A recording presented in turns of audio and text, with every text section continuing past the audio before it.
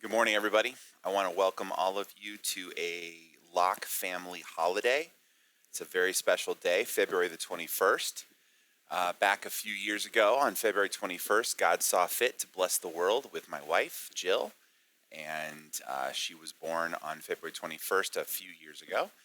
And today I am away from church celebrating her birthday with her and my boys, and we kind of do a big deal for birthdays with our family, and we spend a lot of time together. So I appreciate you coming. I know Dr. Gardowski is going to do a great job sharing God's word with you, but I'm excited also to still continue to teach a little bit on this ABF lesson as we have finally gotten down to what I'm calling the good stuff.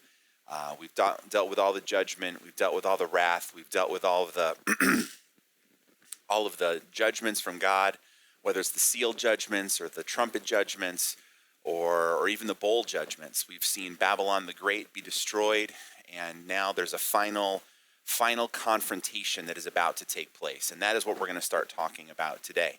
The final confrontation between the forces of evil in the world that are led by this creature called the beast.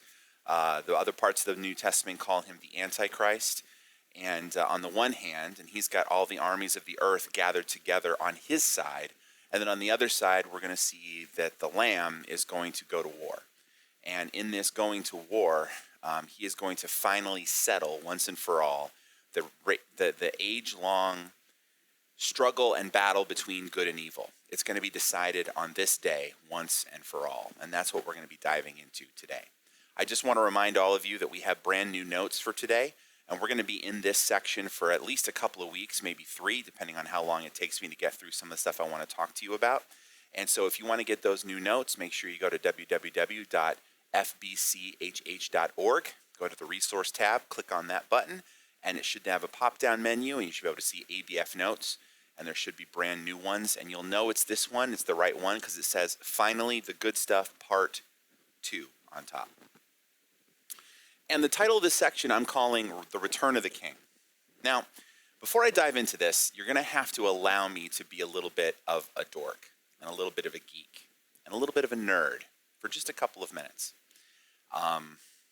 Well, I don't know if you have to, but I suppose you could get up and leave. But I'd rather you not, because once you get past my dorkness and my nerdiness and my geekiness, we're going to get into some really incredible biblical text here. But let me just start with this. So I am what you might call a little bit of a J.R.R. Tolkien fan, maybe. Some people might say I'm obsessed with Professor Tolkien. Some people might say that I live and breathe and die around the story of the Lord of the Rings, which is such an overreaction, such an overstatement. But I suppose if you wanted to, you could look at me and see that I'm a bit of a pathetic loser when it comes to my love for this story called The Lord of the Rings. And if you don't know what I'm talking about, first of all, go to a library, get yourself a copy of any one of the 3 books in the series, and just start reading, and you'll have some of the best literature and the best story you've ever had. But basically, The Lord of the Rings is a 3-part fantasy series that was written back post-World War II, and just redefined the fantasy genre. And pretty much everybody that's come after Professor Tolkien has been trying to duplicate and replicate his success. And I would say failing mostly in that enterprise. Professor Tolkien wrote these 3 incredible works, and the story is complex, and I don't want to try to nail it down because I'll spend my entire time talking about Tolkien, and I won't spend enough time talking about Jesus and the Battle of Armageddon, which is really what this is all about in the text here today. But I just want to point out there's one element of the story that I think is really germane to our conversation. I'm calling this section The Return of the King. The Return of the King is the title of Tolkien's 3rd book in his Lord of the Rings series. And just to give you a little bit of context, what's happening is the grandest castle/city of the good guys, in that sense, of the kingdom of Gondor is a city called Minas Tirith. And Minas Tirith is built up against, with its back up against basically a mountain, so it's really easily defended. It can only be attacked from 2 or 3 sides by the enemy. However, it is the last refuge in the south against the attacks of the evil lord Sauron. And Sauron is like the Satan equivalent of that world. And he has this gigantic army, hundreds of thousands of troops, that wants to overrun this last kind of refuge of freedom and peace and goodness and hope in the world, in this kingdom called Gondor. So he sends his armies to besiege this city. And for several weeks, they besiege the city, and then they begin their frontal attack. And the defenses of the city are incredibly, as you imagine, they're outnumbered probably 20 to 1.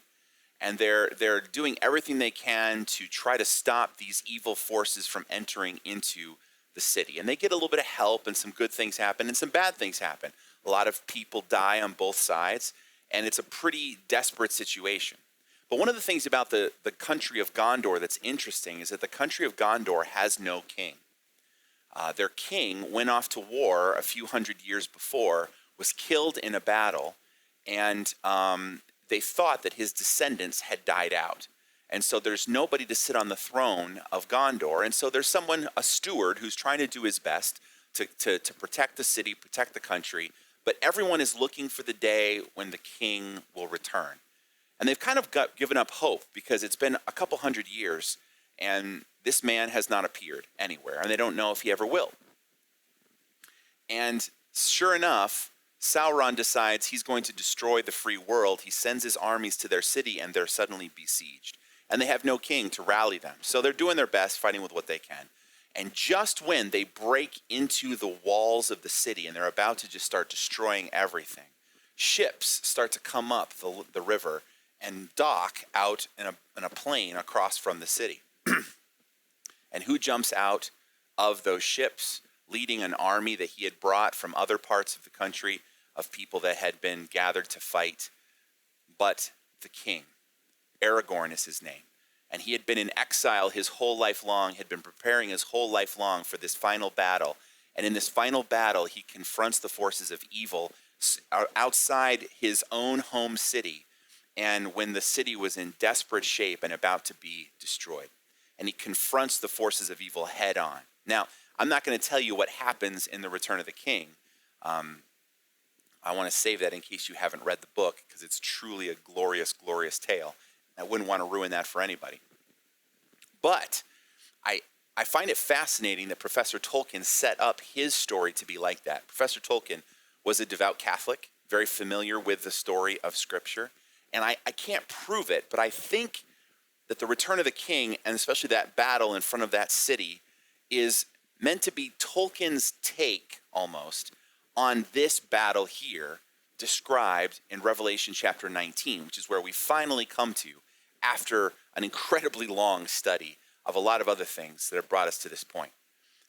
Professor Tolkien is trying to put into literary terms what it would mean for a country that is besieged by evil, about to be destroyed completely by the ultimate expression of evil, who, unlooked for, at the worst point of their need, beyond all hope, looks out into the distance and sees their king riding in and coming with his armies to help liberate and set them free and destroy their enemies and establish a kingdom of peace. That's exactly what is going on here in this text in Revelation chapter 19. And it's going to start reading in verse 11. Now, we talked the last 2 weeks about this really cool preview of what's going to come after this final battle takes place, which is God is going to have his son, the Lamb, get married. And he's going to marry his people. He's going to have an intimate relationship with his people again. And he's going to restore the kingdom to his people. And then he's going to have what's called a marriage supper, or a wedding feast, which is his rule in this kingdom across the earth. And it's something really beautiful to look forward to. But before we can get to the marriage, and even before we can get to the marriage supper, we have to have a battle. There's going to be a struggle. And if you're following along in your notes, here are a couple blanks that I want you to fit in. This scene, this 11 verses, and it's just really, this passage is so intense because it is so dense. And what I mean by that is so much information and so much of the story is squeezed into these 11 verses. I'm going to do my best to show you all the ways that these verses connect to various other parts of the story, but I'm telling you, I'm not gonna have time to do them all, and there's probably a few that I'm missing because so many of the ends of these threads of themes that go through the scripture, so many of them end here that it's easy to miss some. But you just need to realize this 11 verses is probably it's probably some of the most dense, connected. Every word has meaning and significance. Every word almost is connected to some other big idea in the scriptures. And we're going to try to chase some of those down. And I hope it's going to be fun for you because it's been really fun for me putting this all together in my study. So anyway, here we go. First set of blanks. First point here. This moment here, this scene from verses 11 to 21 is the defining climax of the redemption part of the human story. It's the climax of the redemption part of the human story. Climax. You know how stories work, right? And by the way, just for fun, I forgot to do this before, but I'm such a Tolkien geek that not only did I name all 4 of my children a Lord of the Rings name on their birth certificate. Yeah, it's true. Look it up sometime. I'm not going to tell you now, but I'll tell you later if you come up to me privately and ask. Each one of my sons has a Lord of the Rings name. Totally, by the way, approved by my wife. This was not something that I rushed past her when she was in, some labor-induced pain or something like that. This is something she totally accepted and agreed with and all that. So I got the appropriate permissions. But not only did I name my kids after characters from the Lord of the Rings, or at least have one of their middle names be after that, I also decided to be a super big geek and nerd, and I decided to actually purchase Aragorn's sword from the movie. This sword right here is the sword that Aragorn takes into that battle on that day when he tries to liberate his city from the hordes of evil. And it's just a beautiful, beautiful thing. It's like real. It's got elvish writing on it because it's a blade with a great history. It's fought against evil before for centuries, passed down from father to son.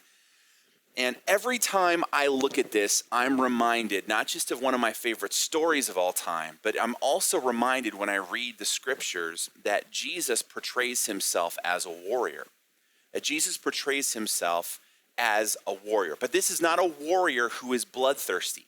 He does not fight for the joy of fighting. He doesn't fight because he gets a thrill out of killing, or he gets a thrill out of throwing his weight around, or his power, or being violent, or whatever. He only fights if there is a greater purpose, a grander purpose. Just like Aragorn in Lord of the Rings, Jesus is a warrior, but he's a warrior for justice, and a warrior for truth, and believe it or not, a warrior for love.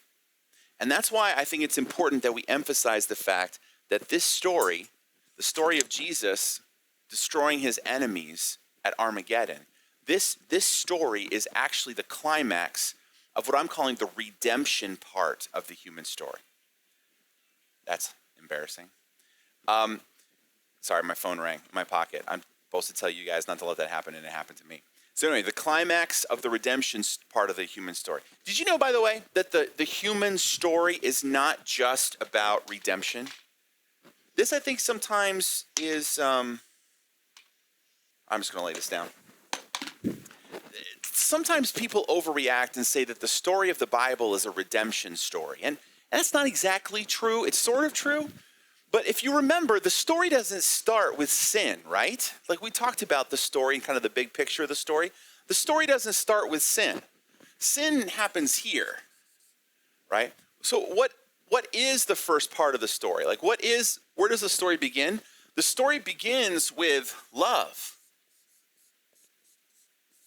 There's God in relationship with himself, the members of the Trinity, the God, the Father, the Son, the Spirit. Before we were created, they already existed. They were already existing in a perfect relationship of love and oneness and unity. So there's that. But then on the flip side, they create humans, and humans don't have sin when they're made. In fact, God seems to have created humans specifically for the purpose of enjoying them, enjoying a relationship with them, teaching them how to rule the world as he already rules, and to have them image him, show him to the rest of the universe. So the original story is actually a love story. It's about God in love with God, and then it's about God in love with humans and humans learning to love God. That's the first part of the story. Then sin comes into the picture, and yeah, it's early. I grant you, it's only a couple pages in. Genesis 3, sin comes into the picture, and when sin comes into the picture, all of a sudden, all the love stuff gets, kind of cracked. There's this separation now between us and God. And then the rest of the story is, oh my word, we've unleashed the forces of sin, and not only the forces of sin, but the forces of death. And oh, by the way, we now have a new malevolent figure in the world who is going to have control and power, and that person is Satan, or later on, he's also known as the serpent. So these forces get unleashed in the world in Genesis chapter 3, and humanity is pushed away from God. So yeah, that's the story. You're familiar with that, and it's early in the story, but this is not primarily a story of, so then what does God have to do, right? When sin, death, and Satan sort of are unleashed in the world, then it becomes about rescue. Or, to use a more maybe theological term, redemption. We become slaves to sin, we become subject to death, and we follow the orders of Satan. So we are effectively slaves to these three forces in the world. And now the story, and it goes from Genesis 3 all the way to Revelation 19, verse 21, all of this part of the story is about rescuing, redeeming humanity and the rest of the world. So I understand why sometimes we think this is the whole story. But once the rescue and the redemption happens, then there's Revelation 20 through 22. And what happens in Revelation 20 through 22? And by the way, just so that we're labeling things, Genesis 1 and 2, right? Then in Revelation 20 through 22, what we realize is once God eliminates the obstacles of sin and death, and he finally deals with Satan, once he does that, then on the other side, what we do is we get back to the original story. We get back to the love story. We get back to the fact that the story of humanity is a story about God loving God and God loving humanity. And humanity, now that they've been redeemed, now that they've been rescued, now that they've been forgiven, now that they've been healed, humanity is once again ready to do what they were originally intended to do, which is to love God and then to show God to the rest of the world, to learn to rule the world as God already rules the world. And so really the story of the Bible is a love story from beginning to end. It starts with love and it's going to end with love. However, the big tension in the middle, the conflict, is sin. And what do we do with sin? How is sin going to prevent God and humanity from this love relationship they were intended for? And so most of the bulk of the story of humanity is about resolving that tension so that we can get back to what we were originally made for. Now, the climax of the action and the tension of the moment, there's one of two possibilities. And maybe I should, I make it pretty clear in what I think on this here. But I think there's one of two climaxes. The climax is, first number one climax is either the cross, right? The cross was a climax because that's when the tide of the battle was turned. That's when it became obvious that no matter what happened in the rest of the story, Jesus was going to win, okay? So the cross, in a sense, was the climax of the story. However, there's still a ton of tension post-cross, right? Ton of tension because there's still Satan loose in the world. Sin is still affecting us. Death is still a problem, right? All of these forces still exist, and they're still causing problems both for God and for God's people. So I'm making the suggestion that Jesus Christ's return to earth at Armageddon actually is the climax. all of the energy of the story so far has been pointing towards this moment. All the promises from the Old Testament and the New Testament about God coming back, God making everything right, God punishing the wicked who are unwilling to repent, God rescuing his people who are under the thumb, under the boot of the wicked, right? They'll be rescued. And also establishing God's worldwide kingdom of peace and healing and human flourishing. Like, all those promises find their expression and their resolution right here in this moment. If Jesus doesn't come back right here and right now and do what Jesus is said to do in this passage, then the story will never make it back to its original intent. We'll never be able to get past these forces and get back to the love relationship we were meant to have. So this moment right here, to me, is the climax. This is the final scene in the movie when the two armies face off, and whoever wins this battle is going to win the war. This is where it happens. Now, we know because of the cross how this is going to turn out. We have faith to believe that that's how it's going to turn out, that Jesus has already won the battle over sin and death, and because Jesus has won the battle against sin and death, his battle against Satan is sort of like a formality. Because if you take sin and death away from Satan, he has nothing to fight with. So here we are at the final end of it all, the climax of the redemption part of the human story. We start with this. And where does John begin? John begins, this is the next section in your notes here, John begins with a profile. That's the word there in the blank. A profile of the returning king. Basically what I mean by that is this. Before anything happens, literally, right? Before anything happens, we have this detailed description of who is doing the battling, right? Take a look at verse 11. I'm just going to read it for you, and you'll get a sense of what I'm talking about, 11 through 16. Then I saw heaven opened, and behold, a white horse. The one sitting on it is called Faithful and True, and in righteousness he judges and makes war. His eyes are like a flame of fire. On his head are many diadems, and he has a name written that no one knows but himself. He is clothed in a robe dipped in blood, and the name by which he is called is the Word of God. And the armies of heaven, arrayed in fine linen, white and pure, were following him on white horses. From his mouth comes a sharp sword with which to strike down the nations, and he will rule them with a rod of iron.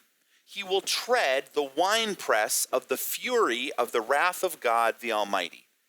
On his robe and on his thigh he has a name written, King of Kings and Lord of Lords.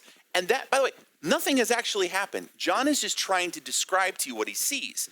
And the first thing his eye goes to, and there's a lot of other things, by the way, right? He talks about his armies that are coming with him.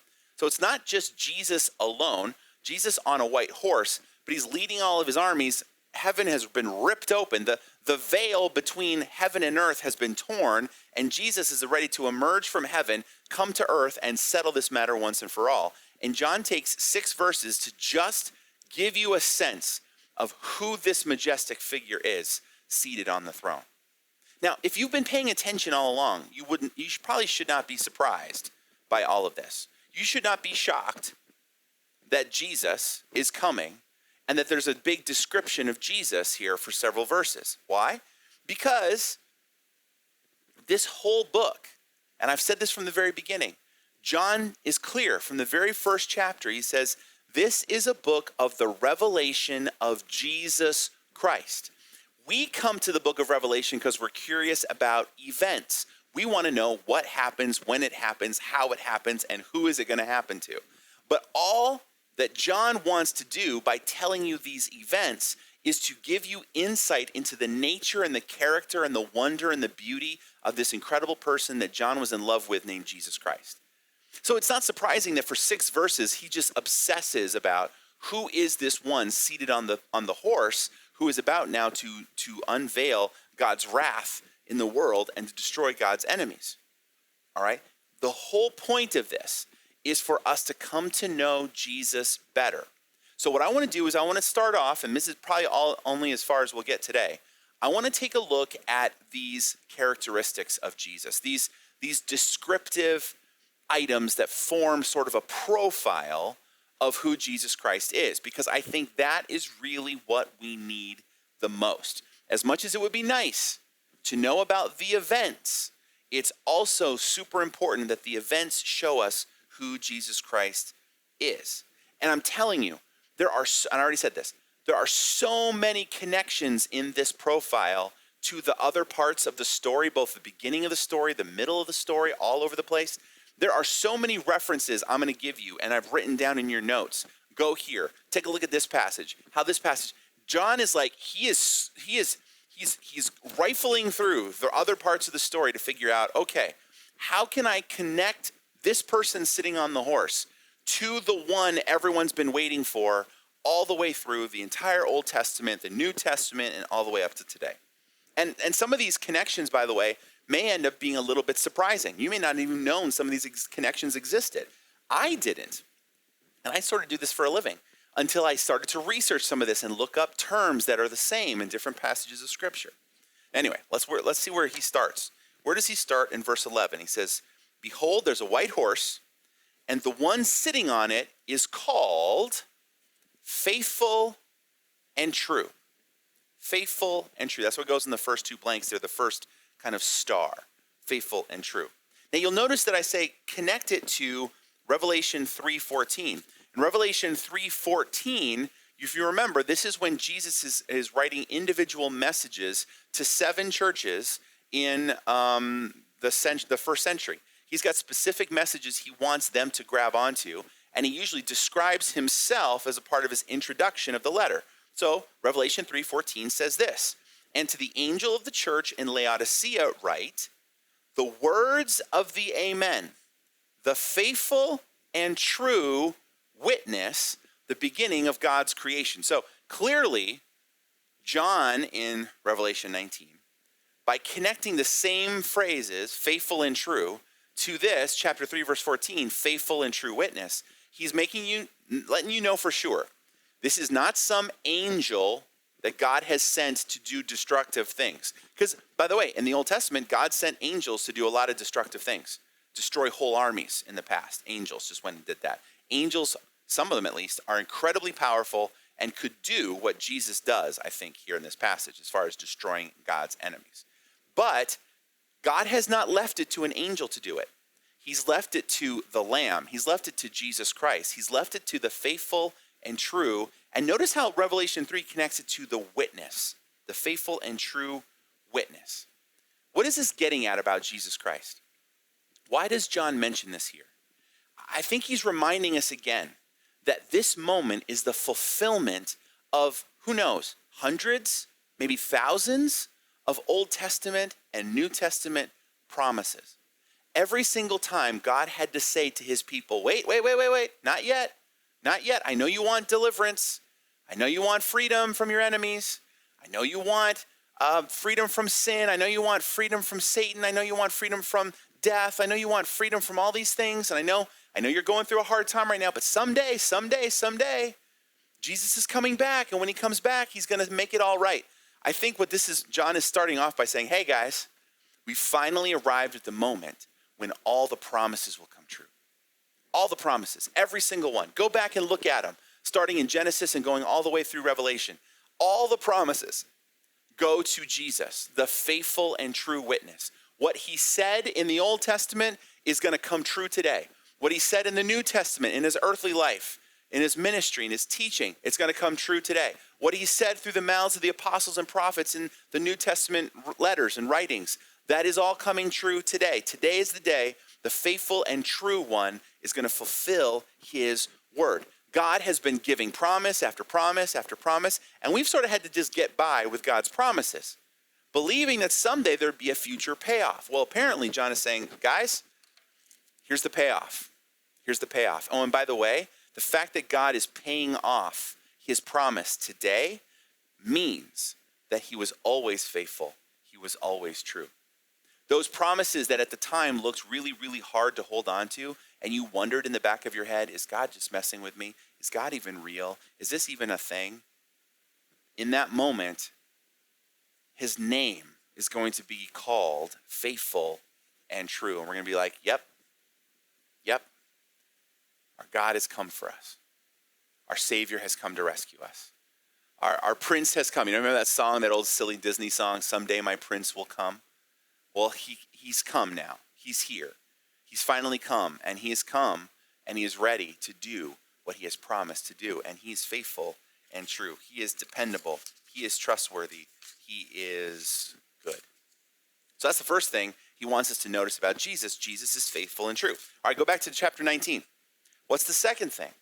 It says he's called faithful and true, and in righteousness he judges and makes war. Makes war. So you'll notice the second statement there, the second little star that you need to fill in the blank. You already have the word warrior. It's clear that what Jesus is about to do, he is taking the role of a warrior upon himself. But it's very important to John, and I think it's very important to all of us, to acknowledge that he's a certain kind of warrior. What kind of warrior is he? According to the text here, it says, in righteousness he makes war. He is a righteous warrior. Righteous. Now, that doesn't just mean that he's a warrior who's a nice person. He does good things. He is an upright person. He lives by the rules himself. That's not what this means. What it means by saying in righteousness he wages war, what that means is he only fights the wars that are the right wars to fight. And he only fights in those wars in the way that is the right way to fight. In other words, God is not being a bully in this passage. Jesus is not being a bully. He's not just saying, ha, ha, ha, I'm finally going to get revenge on all you people who got in my way and made my life difficult. This is not Jesus punishing his adversaries for some trivial, self-serving reason. The only reason Jesus has taken the sword out of its sheath, the only reason he's holding his sword up and he's going to use it to destroy his enemies, the only reason is because it's the right thing to do. Because he's not just a warrior who's an executioner, he's a judge. And a judge looks at evidence. A judge looks at the facts. A judge looks at the situation with wisdom, and he determines when certain things are supposed to happen. And this warrior who's righteous is also a judge. He does what is right. He does what is fair. This battle that's about to happen is not God picking on somebody, bullying them. This is God carrying out his role as the righteous judge of the world, saying, this is what these people have earned. This is the right thing to do in this particular circumstance. Okay? So that's really important. John wants us to know that he is a righteous warrior. He's not just lashing out like a toddler throwing a temper tantrum, trying to punish you because you took my toy away or something like that. This is not a petty thing Jesus is doing. Jesus is not vindictive. Jesus is making war because he feels he has to, because he's the judge. He knows all the information, all the facts. He knows reality as it truly is. There's no spin on what he is thinking here. It's the truth, and he's going to war to try to make things right that are not right, to put things back into balance that are out of balance, okay? So he's righteous and true, or no, it's not righteous. He's faithful and true, which means he's dependable. He's fulfilling all the promises. All the promises that have led to this moment are going to come true now. But also he's a warrior, sure, but he's a righteous warrior. And remember, this has been a theme all through the book of Revelation. Through the book of Revelation, it's very clear John and God, in the way he's working through John, is trying to make a case that God is only responding to these people in the appropriate way. He's not losing control of his temper. He's not some kind of erratic God you can't count on. You don't know how he's going to respond. He's moody and unpredictable. This is a God who has weighed the facts. He's observed all the evidence, all the testimony, all the proof, all the reality you can handle, and he's decided this is the right way to proceed. So he's the righteous warrior. Now, then it also says this too. Notice verse 12. His eyes are like a flame of fire. His eyes are like a flame of fire. Now, that not only, by the way, is a super intimidating thing, right? Can you imagine somebody whose eyes are blazing as if they're on fire, like in the light that would cast off. I mean, that would just be a freaky thing. Like if I saw somebody with blazing eyes coming at me, I run for the hills. So I think there is a certain intimidation factor here, but I think there's also a significance to the idea that it's his eyes that are on fire, right? Because like dragons, they punish, according to the legends, right? Dragons punish with fire. They breathe fire out and consume things. That is not how Jesus is described. It says his eyes are like a flame of fire. Eyes are the things that we use to look and to see and to perceive, to study, to investigate. If I don't have my eyes, it's much more difficult to process evidence as a judge, right? It's much more difficult to come to a conclusion about what I'm supposed to do. So when it says that his eyes are like a flame of fire, I think the idea is that his eyes pierce through the darkness and there's nothing that can hide from him. His eyes are like a flame of fire. It burns through all the obstacles. It burns through the mist. It burns through the things that would shield and hide themselves from God. And again, this goes back to the ancient story, right? We love the darkness rather than the light. Why? Because our deeds are evil, and we think in some small way we can hide ourselves from God. And what John is saying is, no. Jesus' eyes are like flames of fire. He'll burn through anything to see into the little corners of your heart, and he will see you, and his eyes are piercing you, and they see everything. They know everything. There is nothing you can hide from him. He sees it all. He knows it all. That's what the two blanks are there. He's all-seeing and he's all-knowing. He's all-seeing and he's all-knowing. And he will reveal what is in the darkness and show it for what it really is. Hebrews chapter 4 illustrates this and talks about God and his ability to see us, especially as it relates to him being a judge. And it says this, and no creature is hidden from God's sight. All are naked and exposed to the eyes of him to whom we must give account.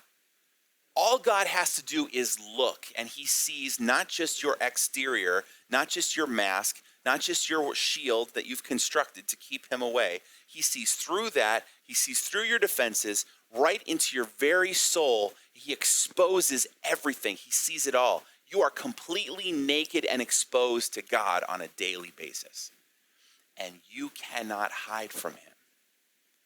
And John's like, look, you got to understand something about Jesus. Number one, he's faithful and true. He's going to fulfill today all the promises that he made and prove that he was being truthful and faithful the whole time. He's also a warrior, but he's a righteous warrior. He's only doing what is right in this situation. He's looking at the situation as a judge would look at it, and he's dispensing justice, not revenge and vengeance and petty, selfishness. And also, he sees everything and he knows everything. He's not ignorantly going into battle. He's not picking the wrong person because somebody whispered in his ear, that's the bad guy, go get him. He knows who the bad guys are. He knows why the beast and the armies have gathered in Jerusalem. He knows what their intentions are. He knows they have no intention to repent. And he knows the right thing to do is to judge because his eyes are like flames of fire. Now, I'll get back to the fact that it says that on his head are many diadems. We'll talk about that in a minute, because I think that's one of the more obvious ones. But I want to point out one that's maybe a little less obvious. And I'm warning you right now, I'm going to kind of go on a little bit of an excursus here, a little bit of a rabbit trail. But it's a really fascinating take, I think, a fascinating look at a theme through Scripture that can really help us understand what's going on here. Because this phrase has always kind of been a question mark to me. Like I never quite understood it. I think I understand a little bit better, and I want to try to pass it along to you. So it says on here, he has a name written that no one knows but himself.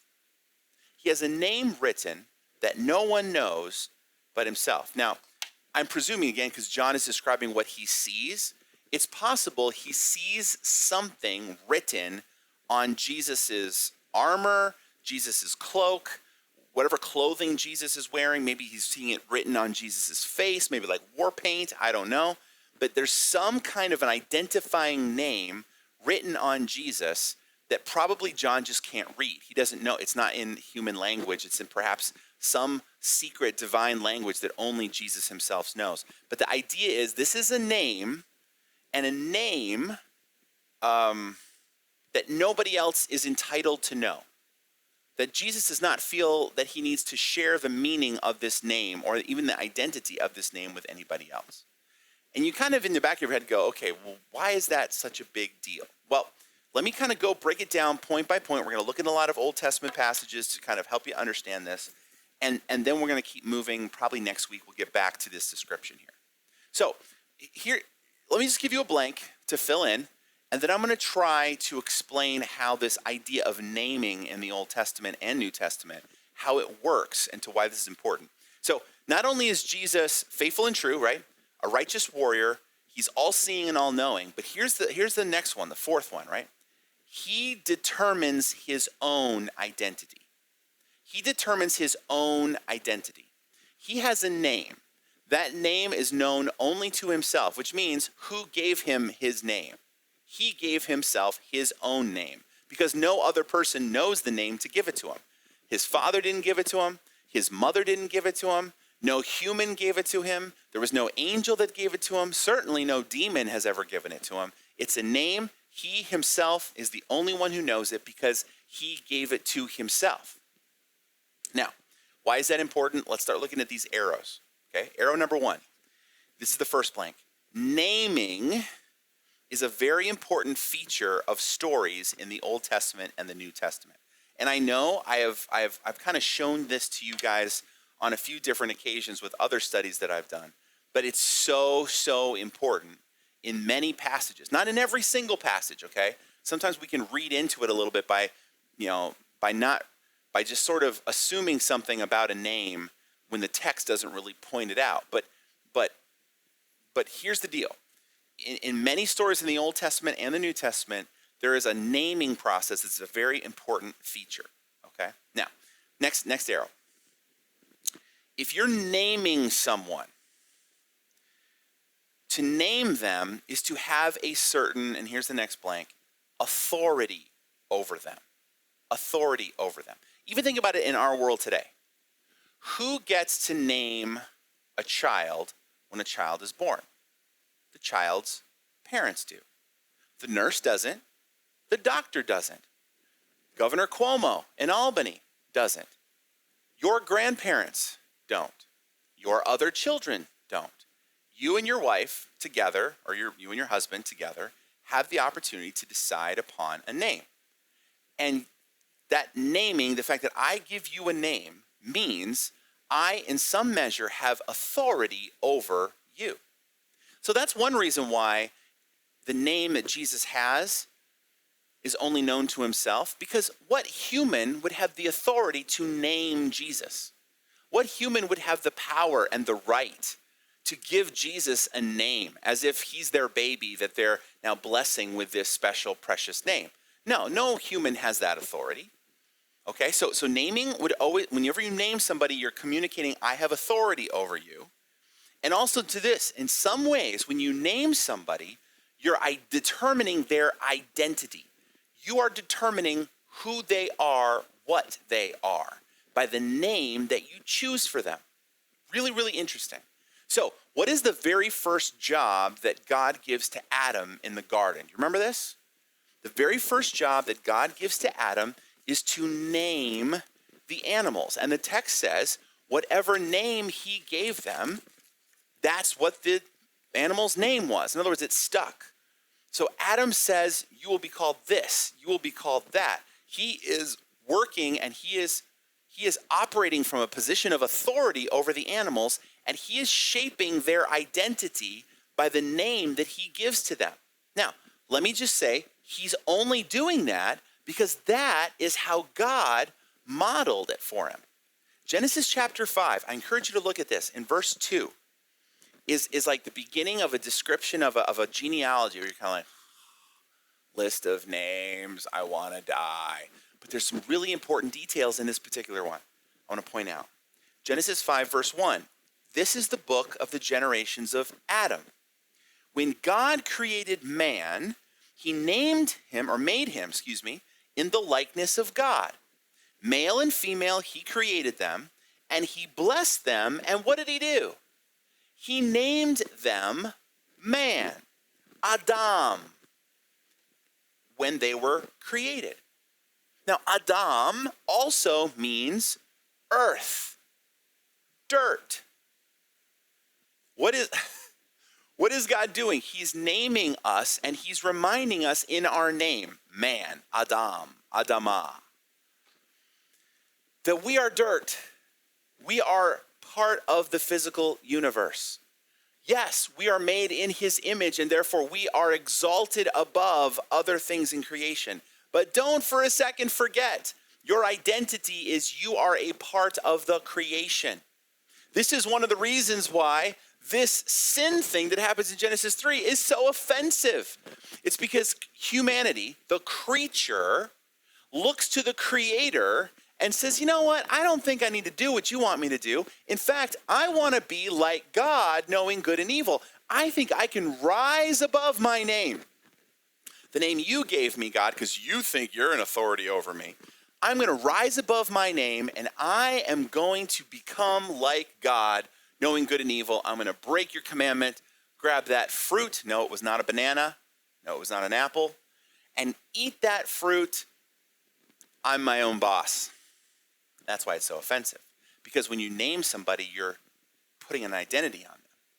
God gave us the identity earth, earthy people, people from the earth, people connected to creation, people who are not independent, people who are not self-existent. These are people that are dependent 100% on God. Yes, you've been made in his likeness, and therefore you deserve honor and respect, but you also can never forget who you are. That's what naming did. And also, I want to suggest this to you. Not only does it determine somebody's identity, but it also determines their destiny in some small sense. When somebody names somebody in the Bible, they're not just saying, hey kid, this is who you are. They're also in some ways saying, hey kid, this is what you are going to do. This is who you are going to be someday. This is what your life is going to hold. And by naming them, I'm sort of injecting this child with a certain sense of destiny. I want you to be this kind of a person and do this kind of a thing and have this kind of a future. Can I show what I'm talking about? Genesis 5, right? Verse 2 says, male and female, God created them, and he blessed them and named them man when they were created. Look at verse 3. When Adam had lived 130 years, he fathered a son in his own likeness, after his image, and named him Seth. Named him Seth. Now, Seth sounds, the Hebrew word for Seth sounds a lot like the word for replace or appointment, an appointment. Because Eve, with Adam, named this little third baby that was born. Remember, there's Abel, there's Cain, then there's Seth. Cain didn't like Abel. Cain kills Abel. Abel dead. Now there's only one son, Cain. He goes off to do his own thing. And so God gives them a third child, and their third child's name becomes Seth, which sounds like the Hebrew word for appointed or appointment. Because Eve says about him, God has appointed for me another offspring instead of Abel, for Cain killed him. In other words, Seth, you're going to carry on the family name. Seth, you are going to be Abel's appointment, his replacement. You are going to have a life that is going to be what Abel's should have been if Cain hadn't have killed him. So Adam is sort of, not only he's saying, hey kid, your name means you're a replacement for Abel. Sorry, that was kind of a downer, but you're a replacement for Abel. That's not just your identity, but your destiny. Now you need to live up to that. You need to be the kind of man Abel was. You need to please God the way Abel did. You need to love God and do and obey God the way Abel did. Not like Cain. He ran off to left field to do his own thing. You need to be like Abel. It's setting not just their identity, but their destiny. Let me give you another example of this from the same chapter, Genesis 5, verse 28. It says, when Lamech had lived 182 years, he fathered a son, called his name Noah, saying, out of the ground that the Lord has cursed, this one shall bring us relief from our work and from the painful toil of our hands. Lamech names his son Noah, which means relief or comfort. Not just because looking at little Noah was a comfort to him in the middle of the hard work he had to do every day, but he's also laying out a destiny in front of Noah. Hey, Noah, someday you are going to do something that is going to provide a breath of fresh air and a breath of relief for all of humanity. You are going to be the one who takes a deep breath and helps everybody else on the planet to have rest from all this work we have to do. Now, you and I both know probably, and I don't want to assume too much about what you know or don't know about the Bible, but the very next chapter, chapter 6, we find out God was going to destroy the earth because of their wickedness. Who's the one person that allows humanity to survive? It's Noah. So Lamech's dad wasn't just saying, hey, Noah, this is who you are. You're a relief. You're a rest. You're a comfort. He also says, hey, Noah, this is what I want your life to be. I want you to be looking for how God might want you to be a relief, a comfort, a rest for all of humanity. And, build an ark, make sure that the species continues to survive. That's kind of a big deal. It sets his destiny. I want to show you another one too. Luke chapter 1. I hope you don't mind these rabbit trails. I kind of like them because they don't really fit into their own series. So if I never go on rabbit trails, there's all these interesting little connections that I'll probably never ever get to. So I'm grateful for Revelation 19 because it's given me this excuse, I guess, to talk about some stuff and to deal with some things and some passages that maybe I wouldn't get to otherwise. And I'm hoping it'll inspire inside of you a certain curiosity about the text. Because if you aren't curious about what's in the Bible, I don't think you'll keep reading it very long. Especially if you read through it all the way through once. You're like, phew, I tackled that. If you're not curious about the text, you're never going to go back and hit the really important part. So anyway, Luke chapter 1. You remember the story, I hope? Jesus wasn't the only special baby that was announced when he was born. That a few months earlier, he had announced, Gabriel had come to a priest by the name of Zechariah and had announced, you're going to have a baby boy too. He's going to be special. He's going to be a prophet. He's going to go before the Messiah. He's going to prepare the way for the Messiah. He's going to get everything ready. And by the way, when that time comes, I have a name picked out for this baby. I want you to name him John. Now, he doesn't really say why. He just sort of says that I think this is important. You need to name him John. And I want to show you right now, there's a really interesting description of the naming ceremony of John. Because Zechariah at first didn't believe the angel. You remember that story, part of the story? He's like, really, God? Because my wife is old and I'm old. And are you sure? And God goes, and Gabriel goes, okay, it's still going to happen. I'm not going to revoke my promise. But just to kind of teach you a lesson, until it happens, you're going to be silent. You're not going to be able to speak because you didn't believe my words. So Zechariah goes home. He's mute, right? He and Elizabeth get together. They have a baby. Baby's born. Verse 57 of Luke 1. Now, the time came for Elizabeth to give birth, and she bore a son. And her neighbors and relatives heard that the Lord had shown great mercy to her, and they rejoiced with her. Yay, happy ending for everybody. Verse 59, and on the 8th day they came to circumcise the child. And they would have called him Zechariah after his father. Now, why would they presume to call him Zechariah? Do they have any authority over this baby? No. But what they're doing is, okay, Zechariah can't speak. Zechariah can't really make his intentions known. So why don't we just do the safe thing? We'll name him after Zechariah himself. We'll give honor to the father, right? Because the father and the mother together, but usually the father is the one that sort of has the authority to officially name the child. So they want to name him Zechariah after his father. Look for verse 60. But his mother answered, because again, she's the only one who can speak, no, he shall be called John. And they said to her, none of your relatives is called by this name. In other words, wait a minute, you're kind of going off the beaten path here. This is not,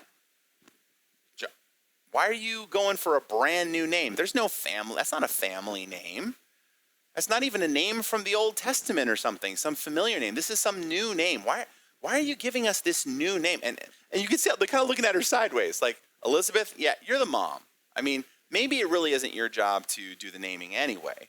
And then, verse 62, they made signs to his father, inquiring what he wanted him to be called. Now, mom has already said it, but they're like, that can't be right. Zechariah, you're the father. You have a right to identify this child. You have a right to set this child's destiny. What is his name supposed to be? So what does Zechariah do? Verse 63, he asked for a writing tablet and he wrote, his name is John. Why is that important? Because, number one, it emphasizes that in that culture, the father was supposed to be the person to give this identity and this destiny to their child at the naming. But also important in this particular passage is to show that Zechariah and Elizabeth had foregone that privilege. And they're like, no, that's not for us to say. That's for God to say. God determines the name of this boy. God determines the identity of this boy. And God will determine the destiny of this boy. This boy, John, he's not really our child in the same way that maybe other children would be that we had. This is a child with a destiny from God. So if he has a destiny from God, he probably deserves to be named by God himself. And of course, John the Baptist, Jesus said he was the greatest prophet born of the greatest, and he doesn't even say prophet, he says the greatest man born of woman. So, yeah, he had a pretty big destiny ahead of him, and that was because God had named him. Now, one last thing I want to show you, and then we'll be done. I'm just going to refer to it. So you remember when Jesus crossed the lake that one time and he was attacked? Not really attacked, but this demon-possessed man ran up to him. You remember this? And he runs up to him. This is a strange thing to do if you're afraid of somebody, which very clearly this demon-possessed man was afraid of Jesus. And he throws himself on his knees before Jesus, and then the words that come out of his mouth don't match what his body is doing. The words come out and say, "Leave us alone, Jesus. Why are you here? I know who you are. You're the Holy One of God," right? Why have you come to torment us before the time? And then the text backs up and says, Jesus had already, when he saw the demon-possessed man coming towards him, recognized him as a demon-possessed man and had already commanded the spirits to come out. And the spirits don't want to come out, and so they're fighting back. They're complaining. They're saying, no, I don't want that. I don't want to leave. I want to stay here. I want to stay inside this human body. And then Jesus does a really interesting thing. What does Jesus do to this demon-possessed person? He asks him his name. What's your name? And you remember the demons inside of him say, "My name is Legion, for we are many." And then Jesus casts them out. And there's no arguing. There's no debating. The only thing they do is they say, "Please, please, please, when we go, can we go to the pigs instead of just out into the middle of nowhere?" And Jesus says, "Yes, you can go to the pigs." So before Jesus finds out his name, there's argument and debate.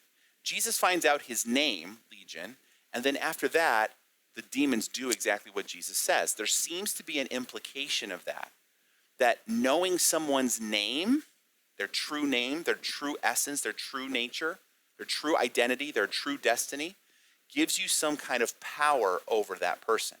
Now, Jesus, as the Son of God, already had the power, but by learning his name and using it, he was asserting that power. He was saying, "Look, I know who you are, Legion, and I have the authority to command you out." This just kind of shows you how naming tends to work in the Old and the New Testaments. One last passage I want to show you, and then we'll finish here for now. Genesis 11 is another really fascinating passage. So Genesis 11 tells the story of the Tower of Babel. You may have heard of it, Tower of Babel. And humanity is traveling, all the people are traveling in one giant group. They all have the same language, and they all apparently have the same goal, which is to build a city. And they say this, "Come, let us make bricks," verse 3 of Genesis 11. "Come, let us make bricks and burn them thoroughly." And they had brick for stone and bitumen for mortar. Verse 4, "Then they said, 'Come, let us build ourselves a city and a tower with its top in the heavens, and let us make a name for ourselves, lest we be dispersed over the face of the whole earth.'" So that's an interesting thing. After all the naming stuff we've seen, even in the book of Genesis, when they say we want to make a name for ourselves, to name yourself, and this is the third arrow there, to name yourself is to assert your independence from any other higher authority. Because remember, maybe you don't, but in the text, God has told humanity, spread out into the whole earth and populate and fill up and replenish the entire earth. Go all over. Don't stay together. Don't huddle together. Break off into little groups and go exploring and make settlements all over the known world. And humanity goes, nah, not so much. There's strength in numbers. We're going to band together and we're going to build ourselves a name and a city, and the top of the tower is going to reach up to heaven. And it's almost as if humanity is kind of doing this thing. They're puffing out their chest and they're saying, look, I'm independent of any higher authority. I know God told me to spread out, but we're going to stay right here and we're going to do what humans do. We're going to build, we're going to create, and in the process of that creation, we're going to assert our independence from God. He can't tell us what to do. He can't boss us around, and that's the way they're going to roll. So when you name yourself, you're asserting, I'm independent. There's no other authority over me. So let's take that back to Jesus. He has a name written on him that no one knows except himself. What does that mean? He gave himself the name. He's the only one who knows what it is, so he gave it to himself. What is he asserting by having a name that nobody else knows? What he's asserting is there is no one on earth who has the authority to determine who I am and what my destiny is. I alone determine my own destiny. I determine my own identity. Nobody tells me who I am. Nobody tells me what I am destined to do. I decide for myself. Now, this is coming from a human, this is arrogant. Coming from Jesus, the only God human who has ever lived, it tells us how God feels about his own identity, his own nature. Why sin is so offensive to him? Because it's humanity trying to push God and say, God, I don't need you anymore. I am independent. Well, see, God is the only one who can literally claim independence from every other authority. He can say, look, I determine who I am. I determine what I'm like. I determine what my character is. And I determine how this is going to play out. So John is making a really strong statement about Jesus and his identity as God, determining for himself who he is and what is about to happen and where he's going to go. When we come back next week, we're going to take a look at this naming thing. We're going to finish it up, and then we're going to keep going with this description of Jesus Christ. And I really, really hope you'll come back next week. It's going to be I think it's the last day of February 28th, and we're going to have a missionary visiting in the morning service, but I'm going to be back here in ABF. It's going to be awesome, and we're going to finish up talking about Jesus' name and also the other descriptions of him from Revelation 19. And can't wait to do it. Let's get back at it. Love you guys. See you next week.